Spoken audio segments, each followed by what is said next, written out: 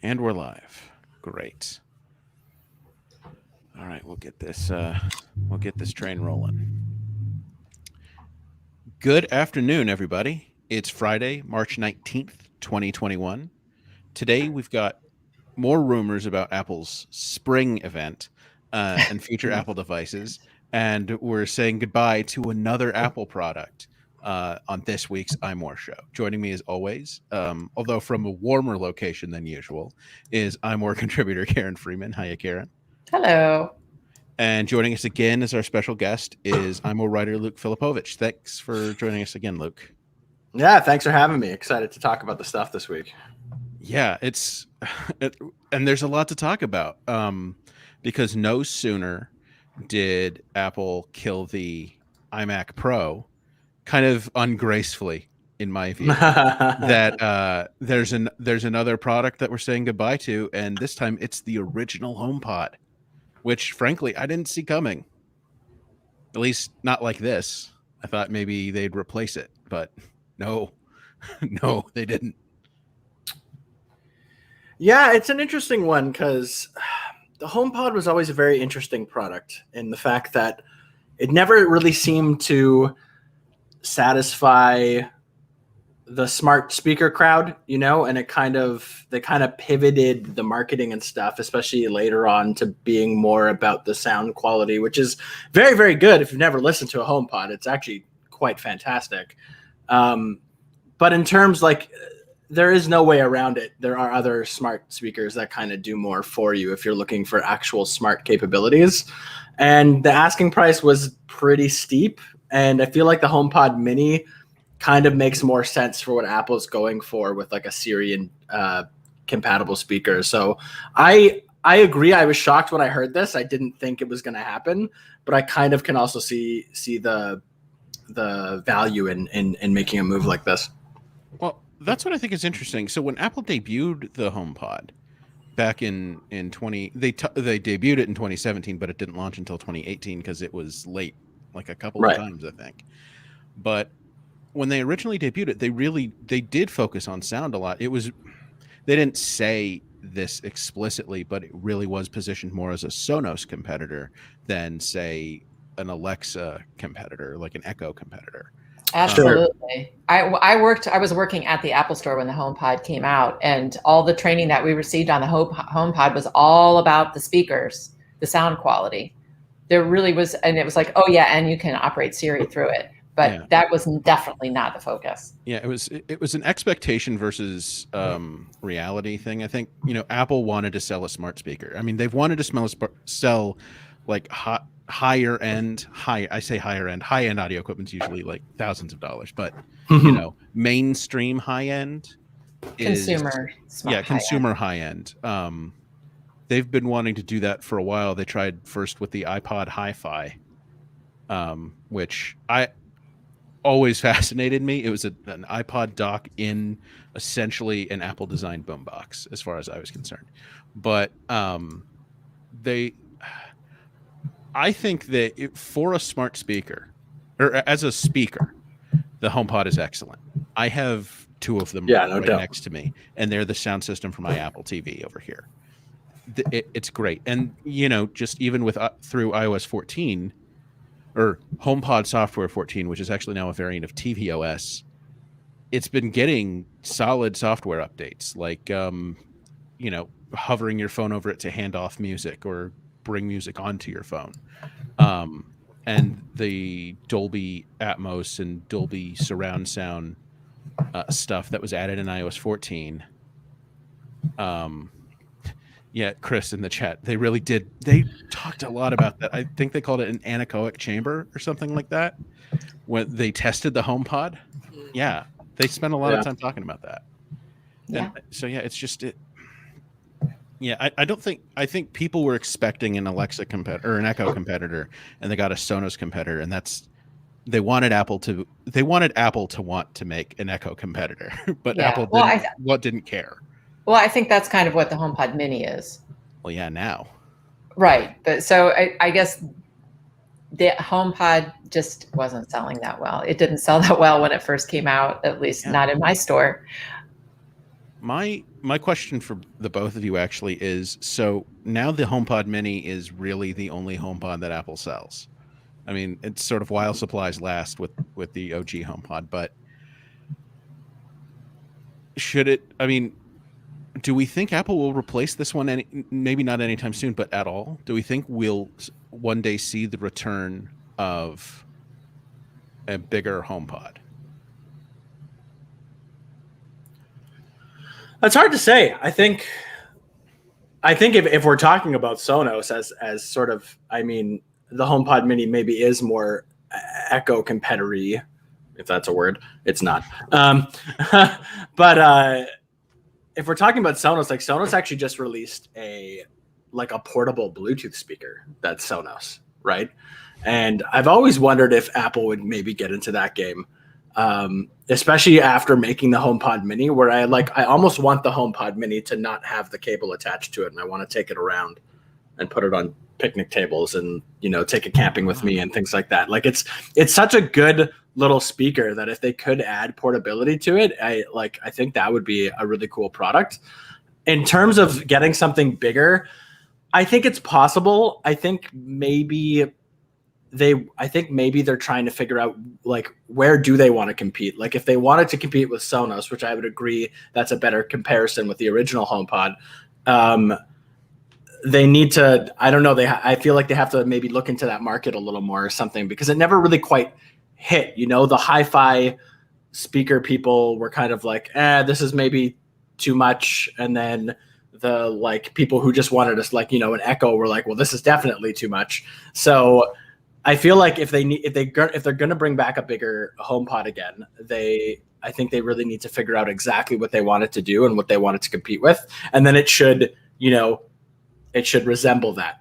I feel like if they are going to make an Echo or an Echo Show or something like that, make it resemble that. I know that sounds crazy, but companies do it all the time. Yeah, I think the answer to your question is no, Joe, because first of all, because of the way that they got rid of the HomePod, I think if they were going to stay in that sort of niche, they would have immediately replaced the HomePod with its with the next generation, and even if it was something completely different, all new, designed from the ground up kind of thing. And I think the HomePod kind of fell in no man's land. I mean, people who want Sonos speakers want Sonos speakers. And the HomePod just it couldn't replace that. And people who want the little Echoes and whatever, they're satisfied with the HomePod Mini. So I don't know that there's a place for the original HomePod. It's sort of in no man's land. So I don't see a replacement for it anytime soon, unless they come up with something just completely different.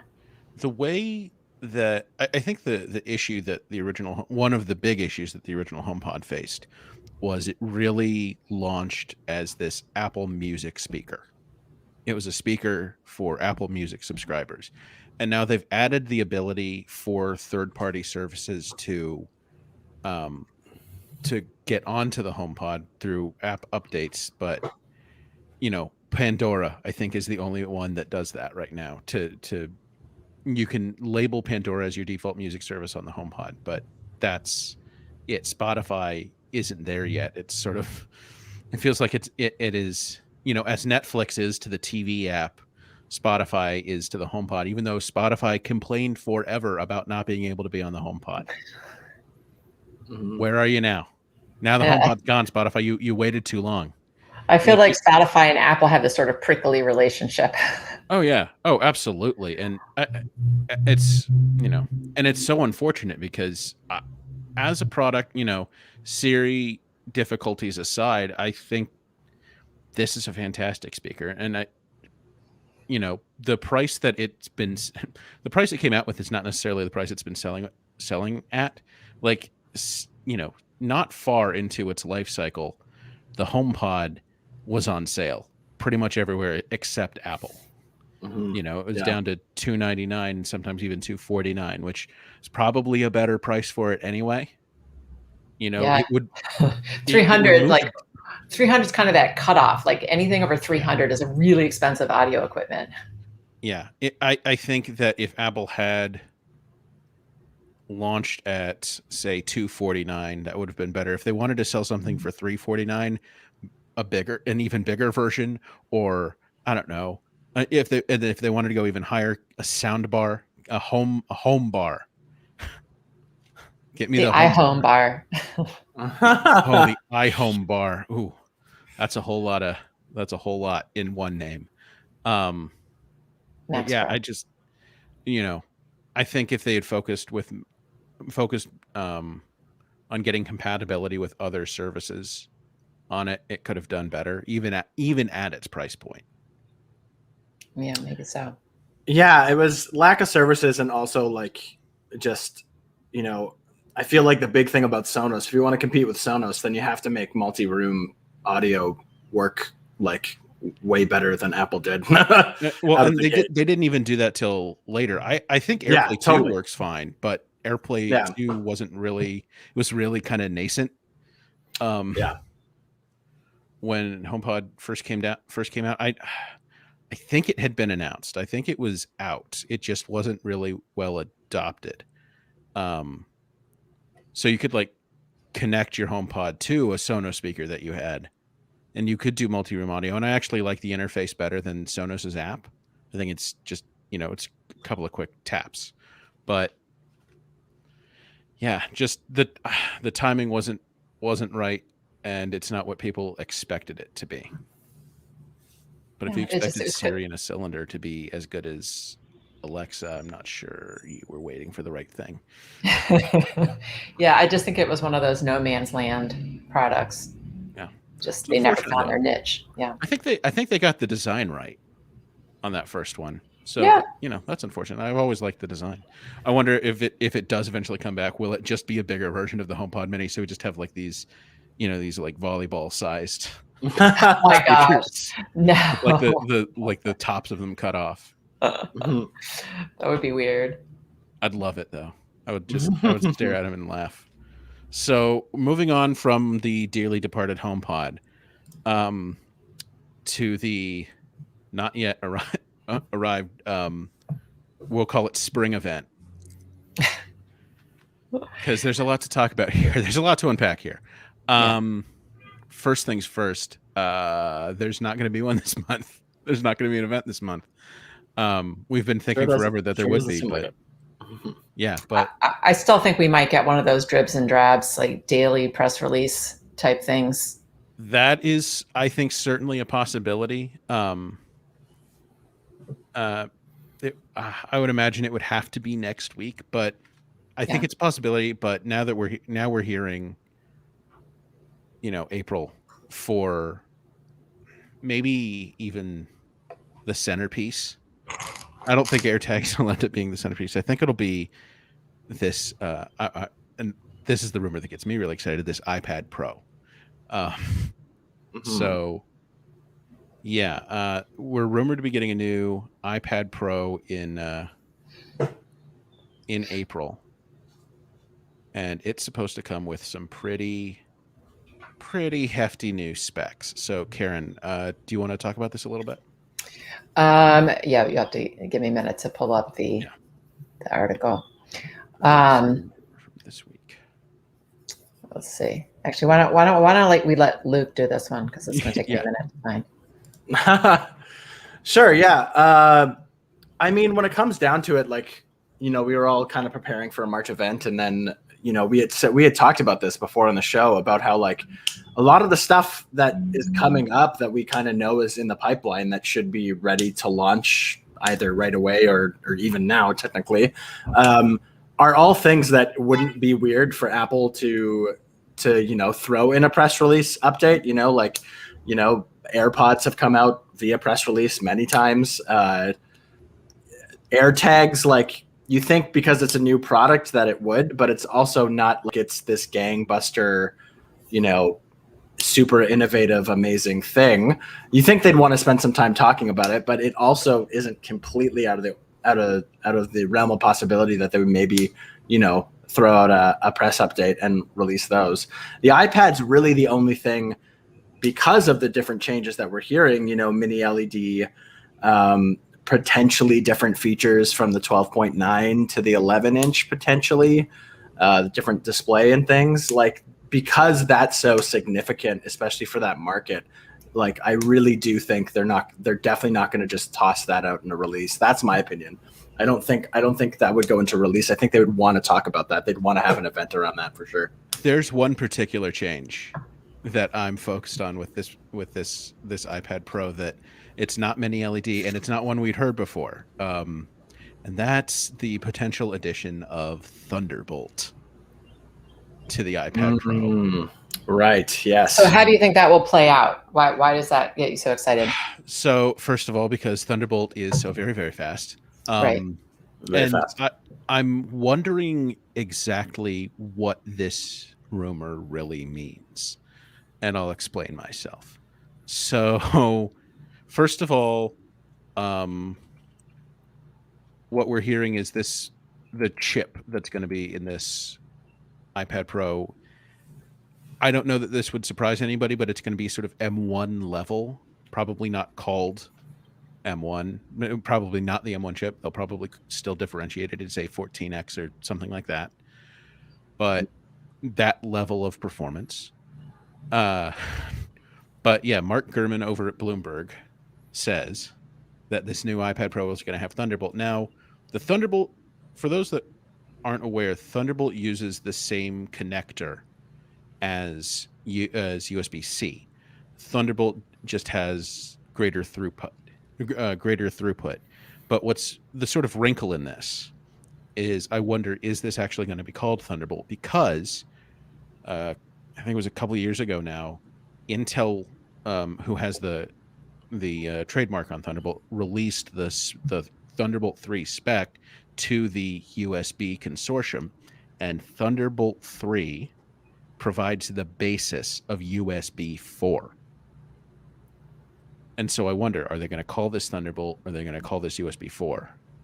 Because I don't think this will be Thunderbolt 4. Thunderbolt 4 has the same speeds as Thunderbolt 3, which, by the way, go up to 40 gigabits per second of wired transfer speed, which is very fast.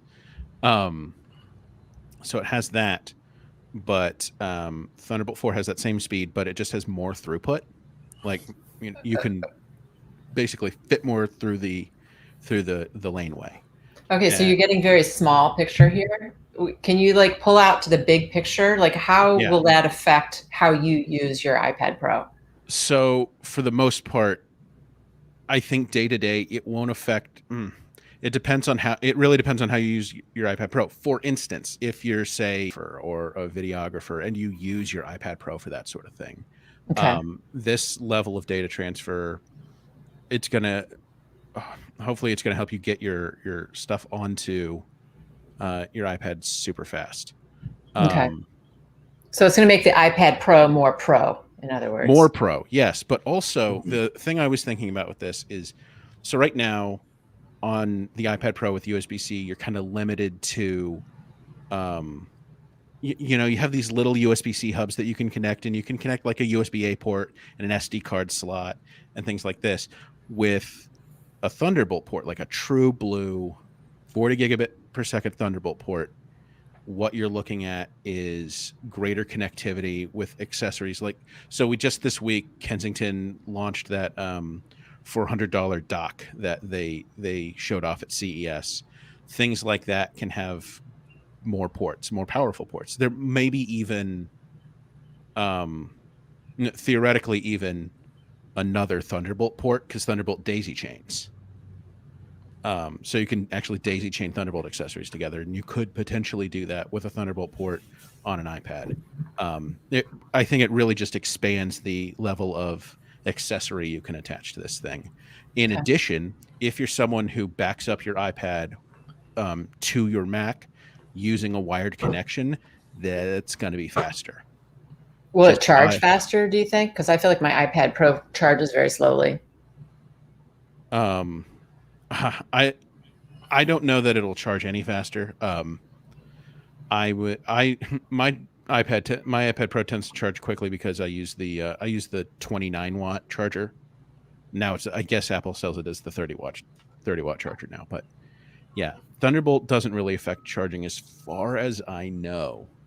But then again, all of my Thunderbolt accessories don't have batteries, so we'll have to wait and see. But yeah, I'm excited about this particular change. Okay. Yeah. This does not excite me at all. I just, as Chris pointed out in the comments, I think more people use their iPads for consumption as opposed to production. So, for me, it wouldn't make even the tiniest bit of difference because I don't use it in a pro manner, I guess.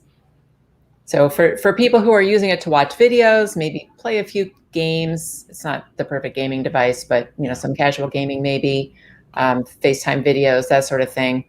Is it going to have a big effect? All the updates, the faster chip and all that? So faster chip, probably not. Thunderbolt, probably not. Unless you through a wire connection, put movies onto your iPad somehow.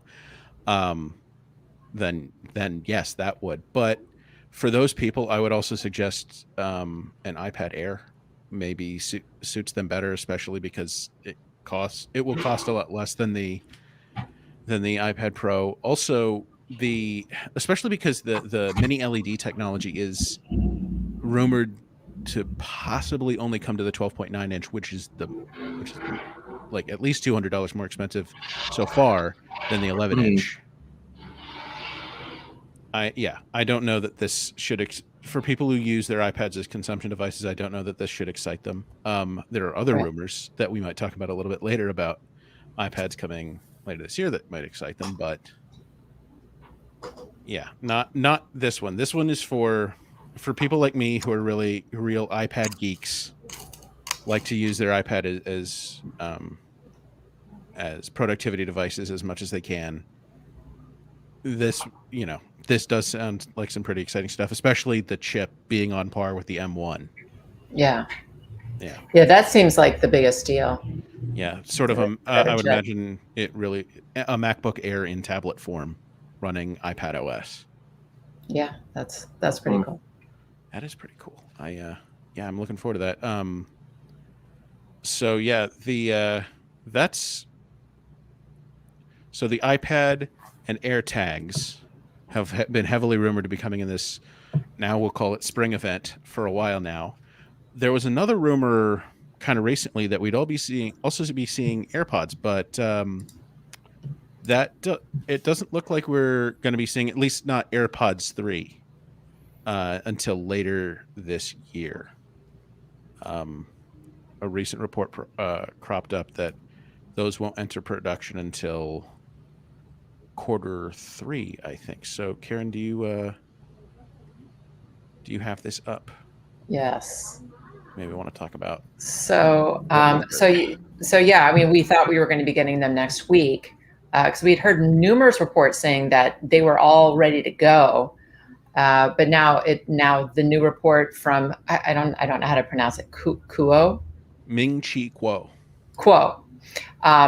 Is saying that they won't go into mass production until the third quarter of 2021, which is what is Q3? When would Q3 start? Q3 starts in, well, for most people, Apples are a little different than the rest of industry. Yeah, August? July, yeah, I believe, yeah. So that's July through September. That's still a ways away. I feel like we're ready for it now. It's been long enough, Apple. Let's just do it. And it's weird. I mean, this assumes that previous leaks are accurate, of course, and previous these leaked pictures we've been seeing, not just the renders, but the leaked pictures. There have been a lot of leaked pictures. Yeah. Now, it could be that they were all coming from the same person, just posting on different accounts. Yeah. But this week, I think really drove home that, leaks are really just rumors. I mean, they could be wrong, even from the most reliable, the people that are typically like they have that in person at Apple. They're getting things wrong, and And the thing to note about Ming-Chi Kuo is that his sources seem to really be in the supply chain. Mm-hmm. So he would have the pulse of when things would be in production, like truly in production. Right. So it really seems like later this year. Probably, I would venture to guess around the same time as the iPhone event. If it's Q3. Yeah, that would make sense. Yeah, maybe they'll announce the AirPods at the Apple event, and they'll throw in a free pair of AirPods with the purchase of an iPhone. Yeah, but the twist is they'll throw in a free pair of like AirPods 1. Oh, right. Let's get rid of the old stock now. Yeah, they're not gonna throw in a free pair. Maybe with the Max they would dare to do that, but yeah. Well, Annie asked in the comments, and I was going to bring this up also, that now people are wondering if Apple has been deliberately feeding incorrect leaks to some of the popular leakers to kind of get a handle on who's leaking what.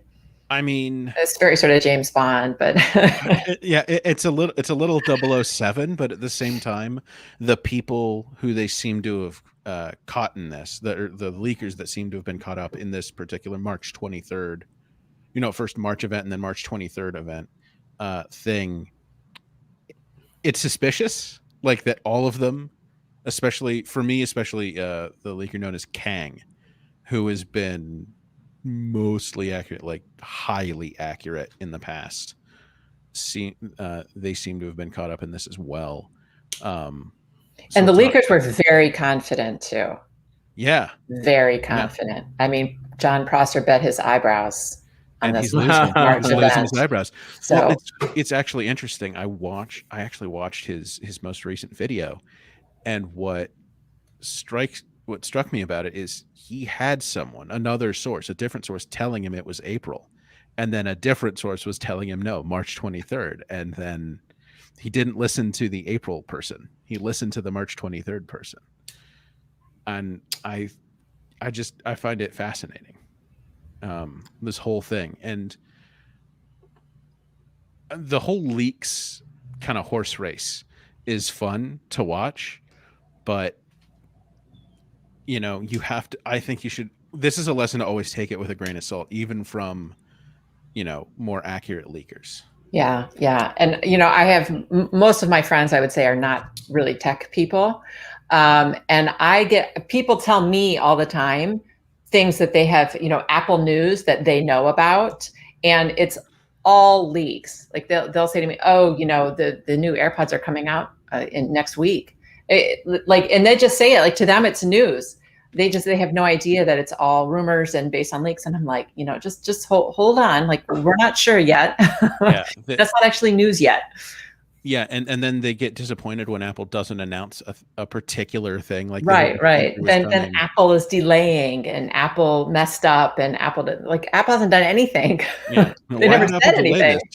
I mean, they technically, it's a bit of a symptom of the 24-hour news cycle, mm-hmm. and 24/7 news cycle, and how we're kind of always obsessed with new information. Sure. It's a bit of a symptom of that. And yeah, I'll say about the leakers, it's possible. Like, Apple has kind of made it known in the past that they're not a big fan of when their plans kind of potentially get spoiled or revealed a bit early. So like, would Tim Cook maybe be like, all right, let's put out some feelers and see if we can trap some people? Maybe.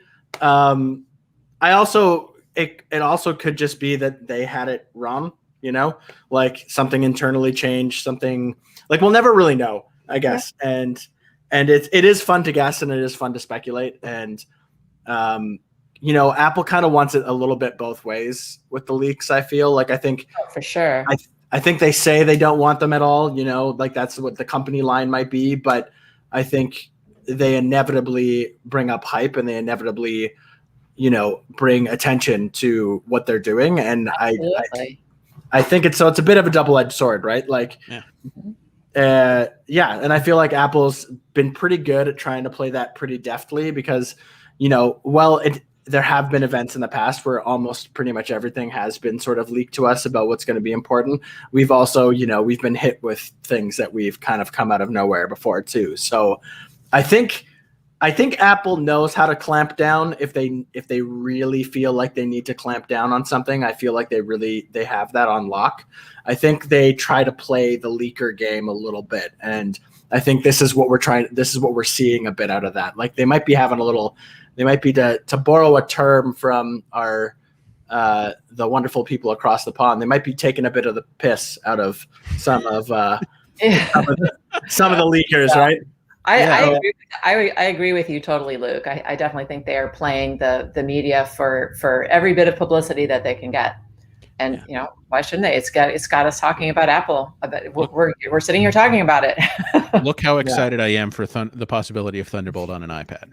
That's right. That's right. Yeah, just that alone. But yeah, so it's interesting. There's the way I look at it. As the managing editor of iMore, there's more time to plan. I have more time to plan things. That's true. So yeah, moving on to rumors for the sort of distant future. Let's start semi-distant future. Next 5 years. Apple Car. Yeah, it's back. The rumors are back. We've got a new Apple Car rumor. More Apple Car rumors. Because everybody knows it's our favorite topic. Because it's not coming out for years. But yeah, this is a small one. We've got it's just this little thing about night vision, I guess. More accurately, infrared headlights. Karen, do you want to talk about this a bit? Yeah. It's one of those patent leaks. So Patently Apple is a website that watches the patents that Apple gets. So, it's accurate that Apple is getting the patent. That doesn't mean that they're going to use it, because Apple gets a ton of patents on all different technologies that they may or may not use. This is about, they've gotten a patent for infrared car headlights, which it can give cars 3 times the visibility of a human driver. So that sounds pretty awesome if that's actually going to be in the purported Apple Car. Yeah. The thing with patents is I'm still waiting on an iMac with the camera behind the screen.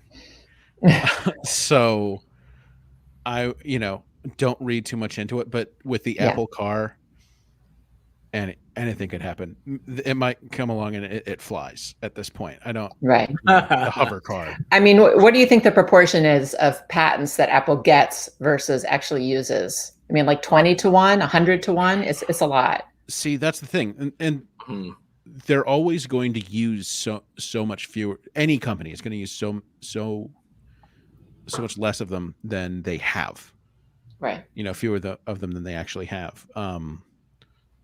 With Apple, and I would say other tech companies, that proportion of unused to use is probably greater, just because they want to patent so many technologies, as many as they can, so they don't, if they do want to use it, they don't get caught flat-footed. Like Apple's been in how many lawsuits over technology that they. Right.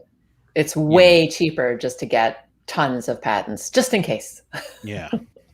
Yeah, like patents aren't at all proof of concept. They're really just because some of them aren't even things that they've literally even made. It's like things that they think they could make, and they can get patents on it. Like the patents are a whole very interesting aspect of business. And so definitely take these with a pretty big grain of salt. I think, if you ever are going to have a completely autonomous car, infrared headlights feel like a good idea.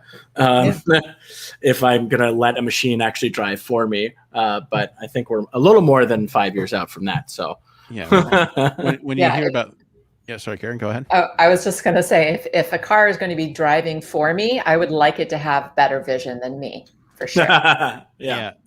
One of the things you should always remember about computer vision and robotic and autonomous things seeing is they don't see like humans. That they see differently. They see like RoboCop, red right? is like RoboCop, right? That's it's a lot like RoboCop. What you need to understand, Luke, is that the future is exactly like RoboCop, especially the cops. I always thought so. Your move, creep. But if that comes from your car, get out and run. But yeah, infrared vision, things like infrared, things like LiDAR, these are the technologies that Apple will use for the car to see, not cameras so much. Yeah. Although cameras will be helpful for you as a driver. Yeah, I think this is a rumor in the right direction. You know, there have been some rumors a couple weeks back where I'm like, it just doesn't sound right, but this sounds right to me. Nissan, Kia, Hyundai, what? Infrared lights. This Yes. is what we're talking about. Yes.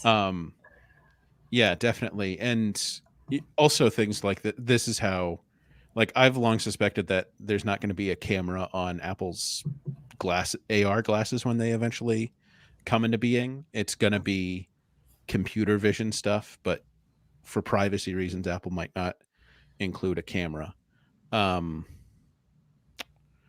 And speaking of AR and VR a little bit, and going back to Ming-Chi Kuo, because he had another rumor this week. We've heard a little more about Apple's VR headset that's supposedly coming in the next couple of years. Again, this is sort of longer tail stuff that we're now hearing a lot. I feel like we're hearing a lot more about. Yeah, the VR headset's set to come out maybe late next year. Luke, do you want to take us through this report from Ming-Chi Kuo a little bit? Yeah, so I gotta say, like, a VR/AR headset from Apple is probably something that I'm not getting too hyped about it yet because I know it's a while off, but I'm pretty excited to see what they can do with it. And yeah, so Kuo states that the eye tracking is, as they quoted here, the most important new human-machine interface technology for headsets, which is kind of a bit of mumble jumbo. But essentially, the eye tracking is what they're looking at now, and they're seeing that there might be iris recognition. So kind of like how we have Face ID, this is actually, you potentially maybe might put these glasses on. It'll scan your eye and actually be able to detect you based on your iris, which is pretty futuristic, Mission Impossible, James Bond stuff that I like to hear about. That's for sure. Well, it's funny you mentioned that, because so for a while there, at least, Samsung had or tried to do sort of retinal scanning or iris recognition on its higher end phones, but the impression I got is that it never worked properly. This is the thing with Samsung, is often it debuts technologies, folding phones, before they're ready. So, I think maybe late 2022 in a $1,000 to $1,000 to $3,000 headset might be the debut of Apple's great iris scanner. So do you know what this has me thinking? This eye tracking technology. Yeah. I wonder if that would have a use case for people with disabilities, because there are like high-end wheelchairs for people who have a complete like quadriplegics who also can't speak. Where they use eye tracking technology to point at screens with their eyes to speak, basically. So I wonder if this would have would have applications in that arena. Karen, I gotta say, I think that's definitely something Apple might be thinking about. I think it occurs to me they might be developing this technology with multiple objectives in mind, not just VR entertainment or authentication or whatever. Right. This would be secondary. I mean, this wouldn't be the main. More as an this eye tracking as an accessibility feature has been a thing for a while. I think there are cameras, like even cameras you can attach to your Mac that you can use that treat your eyes almost like a cursor. And this being a more advanced version of that, I can see Apple really, jumping at the chance to do that. Right. That's what I'm thinking. Yeah, I don't know. I don't have any basis for that other than it just popped into my head. But I think it's a good thought. I think it would be really cool. Any step Apple can take to really boost accessibility technologies. I mean, look at all of the things that they've done in that arena even over the last few years. I can see them really jumping at that chance to make that happen for people. Yeah. So Dalva asked in the comments about the Apple Watch rumors, and we really haven't heard any rumors recently, but we did hear some weeks or even months ago that Apple's supposed to be working on a blood glucose sensor for people with diabetes or other blood sugar disorders. Yeah. Don't know about. I mean, but there's nothing mention in new. here of like a squared off design. I don't know. I haven't. I've seen concepts of that. I don't know if I've actually heard any particular rumors yet. Although, I could always ask our newsman Stephen Warwick, and he'll probably say no, that the rumors here, and here. But I feel like there hasn't been anything super recent, which Not leads recently. me to believe that it's still a ways off. The biggest thing is the glucose monitoring, which if Apple's got light-based glucose monitoring, that would be something else. I'd that'd be great. I know there are a lot of people that want to take advantage of that. Yeah, I would instantly buy an Apple, the newest Apple Watch, like the Apple Watch Series 7, I guess, for my mom if that was the case. Yeah, 100%. So definitely. I mean, we have a couple of writers at iMore who are diabetic, and I'm sure would appreciate that. They've expressed excitement about that particular thing. We've also got another. We're kind of all over with the patents and rumors today, but there's another patent that I wanted to talk about that's a little closer to rumors about devices from this year. There's long been rumors that I say long been rumors, in the cycle of technology. Yes, it's been a long time.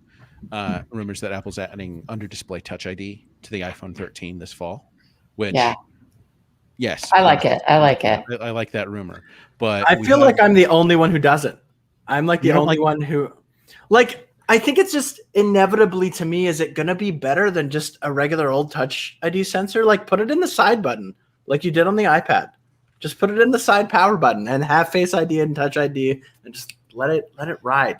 I think you'll still have Face ID and Touch ID. It's just the Touch ID will be in the screen. Every implementation I've seen of it is still like it's getting much better than when it first came out, but it's still not quite as fast or quite as reliable as like putting it in an actual button from what I've seen. And I guess like that's the one thing that I love about Touch ID, and what I miss on like the newer iPhones is just that like, not that Face ID isn't fast and great. It's just like some situations where Touch ID is just just a little bit better, and I want it to be fast and reliable. I don't want to have to, but if they can make that, let me say, I'll put this out there. If they can make it just as good as they have on a button, then I'm ecstatic. I'm totally thrilled, but I'm skeptical. I'll put it that way. If I had my druthers, I would prefer it in the side button. Do either of you have the iPad Pro with the or the Air, the iPad Air? I'm sorry, with I do not know. No, because I wonder how well it works. It's hard to imagine it works well with such a skinny sliver of a button. Yeah, it's sort of a new generation Touch ID sensor. It's like generation 2.5 or something like that. Yeah, I feel like it's supposed to be as fast as the last one that they included on a new iPhone. Okay, then all things being equal, I would prefer it in the side button, because if it's on the screen, that means you're getting fingerprints on the screen. Well, you're always going to get fingerprints on the screen. I know, but I don't like I'm cleaning my phone constantly because I don't want fingerprints on my screen. So it would be harder if I was constantly touching my screen. Karen is very fastidious about the cleanliness of her screen. She is what we're learning here. What I actually would like to see, I'm thrilled with the idea of personally an in-screen fingerprint sensor. Bring on the future. Get rid of the buttons. So why do you prefer that over having it in the buttons, or you want to get rid of buttons altogether? Well, I don't necessarily want to get rid of buttons altogether. I like having physical volume buttons, for instance. I think those are very good, but because I use them a lot. But for a fingerprint sensor, I think the screen it presents greater opportunity to actually make a compelling, this will sound weird, a compelling authentication experience. Because so right now, the way it works in most phones that have under display fingerprint sensors is you have one spot that you can touch, and that's the fingerprint sensor. I think Apple will go bigger. I think they'll have like a field. I can imagine a day where the whole screen is Touch ID enabled. Okay, so you're thinking Maybe you'll not be this able time. to. So you're thinking you'll be able to open your phone with your fingerprint without even realizing that you're doing it. You just start touching your screen and it goes. I think you could at least have that option. So I think the bigger idea for me is authentication of, say, a purchase. So you don't have to get it right on the. I would imagine they'd put the if you've seen like a Touch ID or Face ID purchase screen on the App Store where the little window comes up and then it says authenticate, or double click the thing and then it spins her out. I would imagine that the fingerprint sensor is right there on that button where that little circle shows up. But I think being able to just hit, like the side of my screen or the top, instead of having to get it right on one spot of my screen, which is gonna be by necessity harder than getting it on the old Touch ID button that was right in the place for your thumb. I think that would be easier for most people, is not having to think about it. Yeah, I think ultimately the goal is just to have it be completely seamless, which I think Face ID was supposed to be, but it's not. I mean, I still am nagged to Face ID again. It doesn't always work, especially with my iPad. I'm constantly like moving the iPad, so it's like, can you see me now? I don't like that being nagged. Like I just want it to work and not have to think about it. Here's a more personal question for the two of you. Does anybody ever ask you to fix the fact that their phone doesn't have Touch ID? Wait, what? Are either of you ever held personally responsible for the fact that Apple removed Touch ID from the flagship iPhones? Because this is a problem I've run into in my life. When I worked at Apple, yes. not anymore. I keep telling I don't actually work for Apple. No, but still, we're holding you, Joe, responsible for that. I don't know. It seems unreasonable. Yeah. I do want to wind down a little bit, talking about a piece of news. It's not important news, it's weird. I think it's weird news. It's just odd and maybe a little bit funny, and I'm going to go out on a limb and say sad. From Intel. Yes. I've been waiting. I think we've hit the topic that Luke has really been dying to talk about here. So if you haven't seen it, earlier this week, Intel debuted a new series of ads. I think mostly internet based. I don't think I've seen these on television this week. But what's notable about these ads is that they star Justin Long, who, for those that aren't aware, he played the I Am a Mac guy in the early 2000s ads with John Hodgman playing the PC that Apple did. I'm a Mac and I'm a PC, and they went through all the reasons why a Mac was better, but also why a PC was inferior, the PC experience. Mm-hmm. And Intel, who just really needs, I think at this point, some counseling in letting go. They have set up these ads starring Justin Long, bashing Apple's new M1 Silicon Macs. Never mind the fact that these Macs, minus some ports on the Mac Mini, were essentially the same Macs Apple was selling of this grade a year ago than when they were running Intel chips. Mm-hmm. They've not taken the breakup with Apple well, is what I'm saying. It's pretty sad. Luke, you seem really, really itching to talk about this. So why don't you dive in and tell the people what we're really talking about here? Yeah. So Intel's in a tough spot, and I kind of feel for them a little bit, but I also don't, because they've been a giant in the space for a very long time, and they've also been pretty anti-competitive, especially in the early days. But with Apple essentially, kind of pushing Intel to the side, and most of their new products now, from what we can expect, will eventually have Apple's own silicon.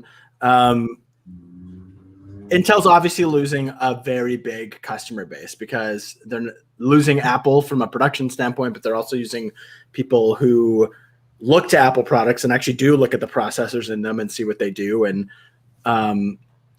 use that to compare against other things. And now they don't have that. And on top of that, Intel's also feeling pressure from AMD, who's finally really stepping up their game, which if you look into the history of Intel versus AMD, there's a lot of interesting stuff there. But Intel's in a bit of a tight spot, and these ads really show that they're upset, that they are kind of scared, and they are kind of upset about this change.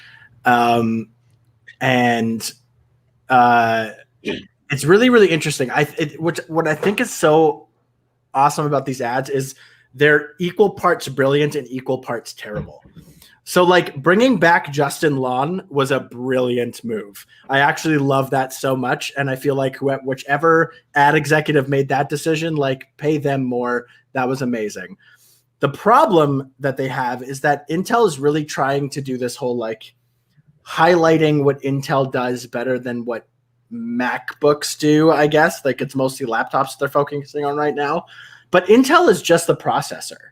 So there's this one ad where you see Justin. He's like, I'm just a Justin, and I'm looking, and he's looking at all these cool, quote unquote, cool laptops from various manufacturers. And then he goes over to the Apple one. He's like, oh, this is Apple. Oh, okay. And what's funny about that is like Apple has built its brand and built its entire identity on being very consistent and having a very consistent look and having a very consistent feel.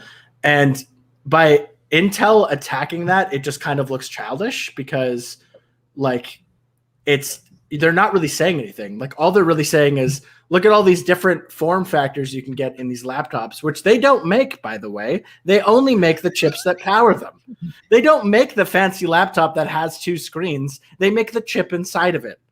So it's kind of misses the mark. It doesn't quite hit the criticisms that they're trying to make aren't there. And it's not that there aren't criticisms to be made of Apple and how they go about their machines and, how expensive their machines can be compared to similar products and things like that. But none of that Intel has control over. And that's what puts Intel in this weird spot because they're just the processor at the end of the day. They're just the chips. They're just the brain.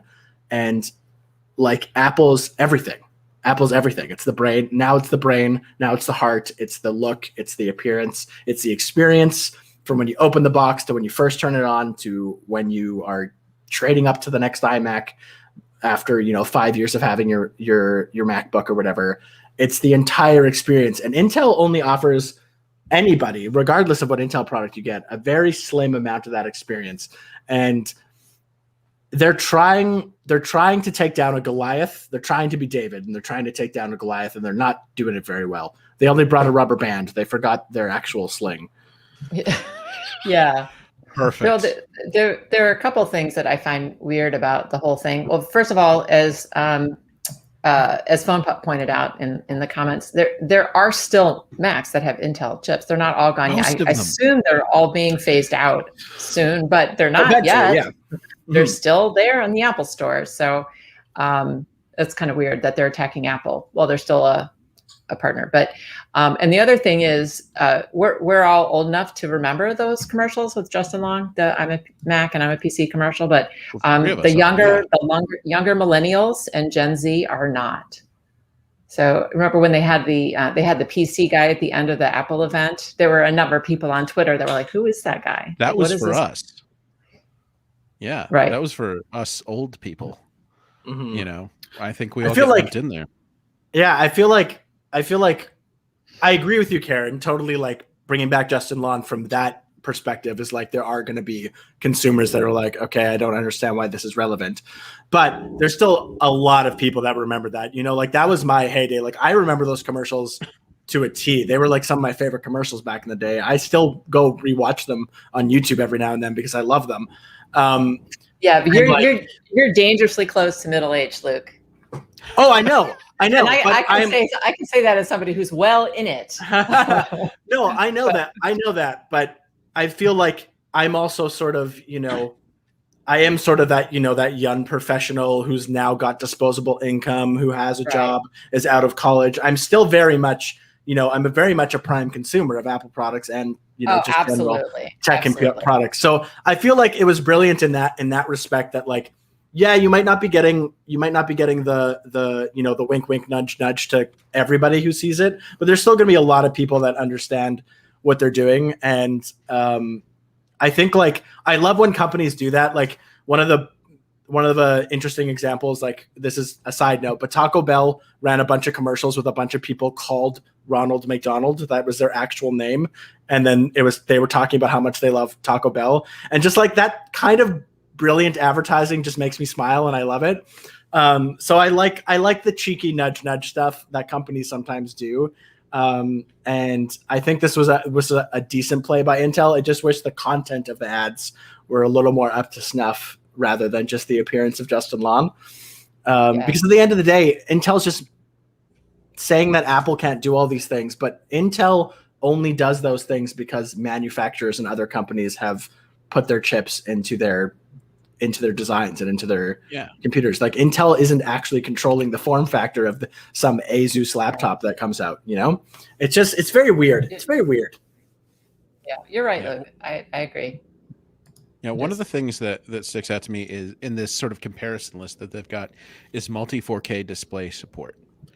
And the reason that stands out to me is, this is Apple's first generation of chips, and we might fairly soon see even just an intergenerational set of chips that can do that. And I don't know that these spec lists are the smartest play for Intel, especially when, pound for pound, like program for program, like Photoshop, for instance, because Adobe released the consumer, the non-beta version, the actual release version of Photoshop for M1 Max, either late last week or early this week, and they say it's something like 15 to 20% faster on M1 Max.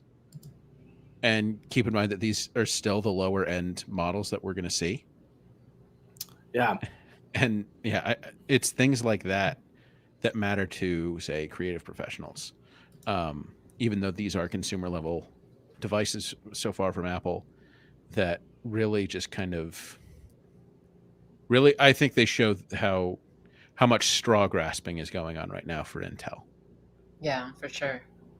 Especially when a lot of these smaller form factor laptops that run Intel, like, say, the Dell XPS 13. The Dell XPS 13 has one additional port over, say, the MacBook Air, and it is a micro SD card reader. It has 2 USB-C ports and a micro SD card reader and a headphone jack, which the Air also has.